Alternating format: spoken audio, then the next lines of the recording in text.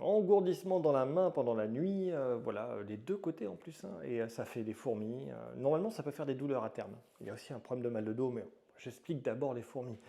Pour les fourmis, tu vois, tu lèves le bras comme ça et t'attends. Et tu me dis si tu as des fourmis qui apparaissent dans la main, juste en levant comme ça et en maintenant. C'est en moins de 40 secondes.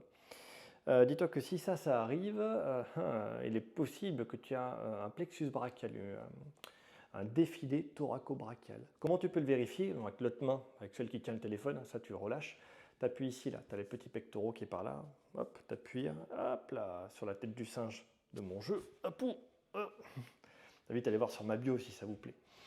Et tu appuies ici et tu vas voir que tu as des fourmis qui vont apparaître dans la main. Avec l'autre main, tu appuies. Et bien c'est pareil, là c'est le plexus brachial. Tu verras qu'en général, tu auras une posture très enroulée ici. Très enroulée, je sais pas comment. Tu es trop comme ça. Souvent, c'est un problème de dos, mais plutôt au niveau du thorax qu'il peut y avoir.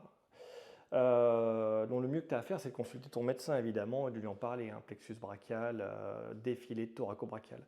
Donc en général, c'est la posture qui est vraiment pas bonne. Il va falloir modifier ça avec l'exercice de la balle dans le dos. C'est le premier truc à faire pour retrouver une ouverture ici. Et après, tu as l'exercice neuroméningé pour faire coulisser le nerf.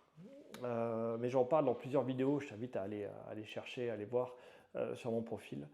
Ou alors n'hésite pas à laisser des commentaires en message, et puis je filmerai dessus, je vous remontrerai qu'est-ce que c'est. Je sais que vous êtes feignants, vous avez du mal à aller chercher les trucs, vous regardez juste les fils d'actualité. Mais si vous mettez un petit message, je vous referai une vidéo dessus pour vous expliquer.